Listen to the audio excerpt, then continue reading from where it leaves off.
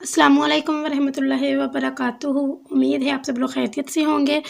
आज की इस वीडियो में मैं आपको बताने लगी हूँ MTS 647 का करंट पेपर सॉल्यूशन, जो आज ही मेरी एक फ्रेंड का हुआ है 8 दिसंबर 2025 शाम आई थिंक 5 o'clock या 2:30 o'clock पे उसका ये पेपर था। तो उसने मुझसे एक सब्जेक्टिव के कुछ क्वेश्चन शेयर किए हैं। वो मतलब कि उसके जो क्वेश्चन जिन टॉपिक से रिलेटेड थे उसने वो क्वेश्चन यहाँ पे मतलब वो टॉपिक्स उसने मुझे बताए थे। ऑब्जेक्टिव के बारे में वो बता रही थी कि उसका काफ़ी ज़्यादा टफ था, मतलब कॉन्सेप्चुअल टाइप था। उसके लिए आपके लिए ज़रूरी है कि आप किसी भी चैनल से अच्छे से लेक्चर्स लें, अपने कॉन्सेप्ट्स को क्लियर करें, देन आपके जैसे भी MCQs होंगे आप उनको ईजिली अटैम्प्ट कर लेंगे। तो इसके लिए ज़रूरी है कि आप लेक्चर्स लें।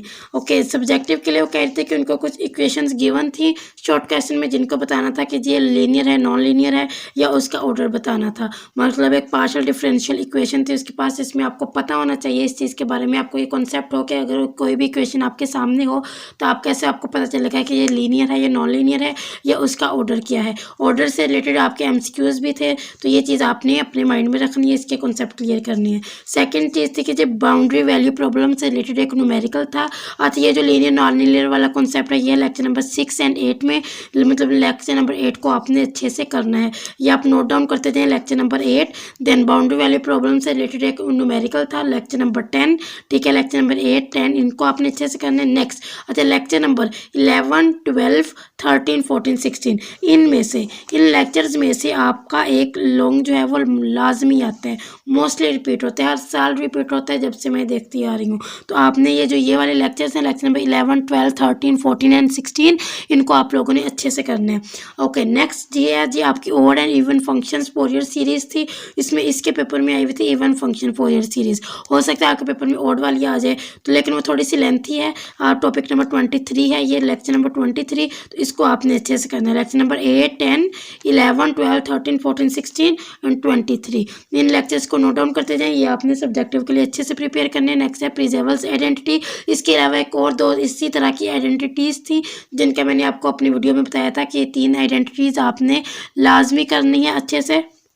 इनमें से कुछ भी आपको बोल सकते हैं शॉर्ट में जी कि ये इसका फार्मूला राइट करें। तो यह लेक्चर नंबर 27, इसको आपने अच्छे से करना है। शॉर्ट में थी जी MSc root mean square root या मीन स्क्वायर रूट, इनका फार्मूला राइट करना था, या बाइजल्स आइडेंटिटी। ठीक है, ये जो दो आइडेंटिटीज़ हैं ये अक्सर आपके शॉर्ट में रिपीट होती हैं। यह है लेक्चर नंबर 36, इसको आपने अच्छे से करना है। फिर उसके बाद एक लॉन्ग था ये वाला BMN gamma M over gamma M+N lecture number 53, इसको अच्छे से कर लीजिएगा। फोरियर ट्रांसफॉर्म ये भी आपके पेपर में आ सकता है, आज नहीं आया लेकिन ये बहुत इंपॉर्टेंट है। टॉपिक नंबर 59, ये इन टॉपिक्स लेक्चर्स हैं, टॉपिक्स जो भी हैं आप इनको अच्छे से नोट डाउन करें और इनकी अच्छे से प्रिपरेशन करें। इंशाल्लाह आपका सब्जेक्टिव यहाँ से 100% ना सही तो इंशाल्लाह 70 to 80% कवर हो जाएगा।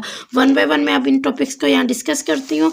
जल्दी से हम इसको डिस्कस कर लेते हैं जी। ये आपके पास सबसे टॉपिक नंबर 1 2 में से कुछ भी नहीं आता। ये मैंने आपको बताया था कि ये हीट वाइब्रेटिंग इक्वेशन अक्सर हो जाता है कि इसका प्रूफ किसी ना किसी के पेपर में आ जाता है, और अगर आपके पेपर में आए तो इसको आपने एक नज़र ऐसे लाजमी देखना जरूर है। आज ये किसी के पेपर में नहीं आया। और हीट फ्लक्स का ये जो फार्मूला होता है ये अक्सर आपके MCQs में पूछते हैं कि हीट फ्लक्स टेम्परेचर के डायरेक्ट रिलेशन में आई है, जिसके भी वो ये फार्मूला आपने अच्छे से देख लेना है। लेक्चर नंबर 7 लेक्चर नंबर 8 में है जी, ये देखिए 7 में उन्होंने हमें ऑर्डर के बारे में बताया हुआ है कि इसका हम ऑर्डर कैसे पता चलता है। तो लेक्चर नंबर 6 लेक्चर नंबर 8 में है जी, इसमें आपको ये पार्शियल डिफरेंशियल इक्वेशन गिवन थे, इसमें आपने बताना था कि वो लीनियर है नॉन लीनियर है। तो लीनियर नॉन लीनियर का जो कॉन्सेप्ट है वो आपने लेक्चर नंबर 8 से ले लेना है। उसके बाद ये चीज़ आपके MCQs में रिपीट होती है, एलिप्टिकल हाइपरबोलिक पैराबोलिक। ठीक है, इसको आपने याद रखना है। लेक्चर नंबर 10 ये बहुत ज़्यादा अहम है, इसको भी देख लीजिएगा, ये आपके सब्जेक्ट में आता है। उसके बाद ये वाले टॉपिक से मैंने अभी आपको बताया लेक्चर नंबर 11 लेक्चर नंबर 12, ये मैंने यहाँ पे वेरी इंपॉर्टेंट राइट भी करवाया था कि इनमें से आपके पेपर में लाजमी आते हैं 16 और 14। ठीक है, ये आपने किसी सूरत में स्किप नहीं करने, आपका सब्जेक्टिव यहाँ इनमें से एक तो लाजमी है इंशाल्लाह कि वो आएगा आपके पेपर में। फिर ये फोरियर सीरीज़ का ये फार्मूला आपके शॉर्ट में मोस्टली रिपीट होता है, और ये कंडीशन ये भी आपके पेपर में मोस्टली रिपीट होती है। इसमें ये जैसे सेम होता है, इसमें बस थोड़ा बहुत ही इसमें चेंज होता है, तो ये आपने देख लेना है। लेक्चर नंबर 21 22 से कुछ भी नहीं है लेकिन ये भी है इम्पोर्टेंट। उसके बाद ये आ गया जी इवन फंक्शन वाली सीरीज़।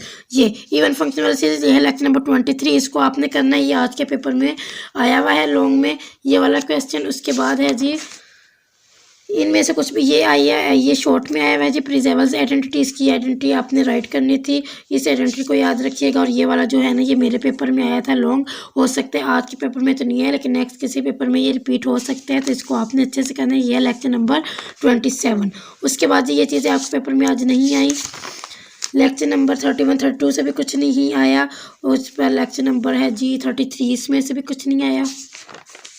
ये लेक्चर नंबर 36 है, ये mean square root and root mean square root, ये दोनों इसके जो ये फार्मूले हैं ये आपके पेपर में आते हैं, इसको आपने याद रखना है। ये बाइजल्स आइडेंटिटी, इनइक्वालिटीज, और ये भी आपके पेपर में आती है कि इसको राइट करें या इसको प्रूफ करें। ये दोनों इसके प्रूफ भी आना चाहिए आपको, लिखनी भी आनी चाहिए। लेक्चर नंबर 36 एंड 38, इसको भी नोट डाउन करें कि ये जो आइडेंटिटीज़ हैं ये आपको आनी चाहिए। उसके बाद ये चीज़ भी हो सके तो ये वाले क्वेश्चन एक बार देख लीजिएगा, इसको कैसे राइट करते हैं ये भी आपको पता होना चाहिए। ठीक है, ये आज के पेपर में नहीं आई, लेकिन ये आ सकती हैं। आइगन वैल्यू, आइगन फंक्शंस क्या होती हैं ये याद रखिएगा। गैमा फंक्शन, ये वाला जो गैमा फंक्शन होती हैं, ये आज के पेपर में ये क्वेश्चन ऐसे कुछ भी नहीं आया। ठीक है, ये वाला क्वेश्चन ये बहुत ज़्यादा लेंथी है ये, लेकिन ये कभी कभार ऐसा है कि रिपीट हो जाता है, कभी कभी ये पेपर में आ भी जाता है। जब एग्जामिनर का दिमाग घूमा हुआ होता है तो ये वाला क्वेश्चन उठा के दे देते हैं। तो बस एक बार लेक्चर लेंगे तो आपको इनकी कॉन्सेप्ट की समझ आ जाएगी, अदरवाइज ये इतना ज़्यादा अहम नहीं है। ठीक है, ये वाला आज के पेपर में आया है मेरे फ्रेंड के, gamma M, gamma N over gamma M plus N, ये बहुत ज़्यादा इंपॉर्टेंट है। ये वाला जो है ये आपने करना है। ठीक है, उसके बाद है जी ये भी, इसका जो फर्स्ट पार्ट था ना ये इम्पोर्टेंट है, तो ये आपने देख लेना है। ये वाला जो क्वेश्चन है ये भी बहुत ज़्यादा इंपॉर्टेंट है, इसकी भी आपने एक बार अपने हाथ से प्रैक्टिस ज़रूर करनी है। उसके बाद ये चीज़ वाला क्वेश्चन आप छोड़ सकते हैं, इतना अहम नहीं है। उसके बाद जी लेक्चर नंबर 57 को एक बार बस आप लोगों ने लास्ट लेक्चर नंबर 57 एंड ये चीज़ आपके शॉर्ट में अक्सर पूछते हैं या आपके उसमें एमसीक्यूज में पूछ लेते हैं। लेक्चर नंबर 58 को आपने एमसीक्यूज के लिए देख लेना है, और ये लेक्चर नंबर 58 ये भी आपके लॉन्ग के लिए इंपॉर्टेंट है।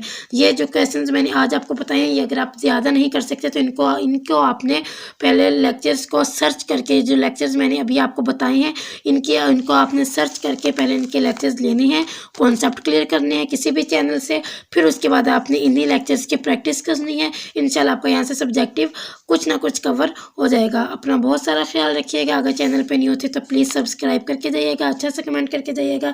जज़ाकल्लाह, अल्लाह हाफिज़।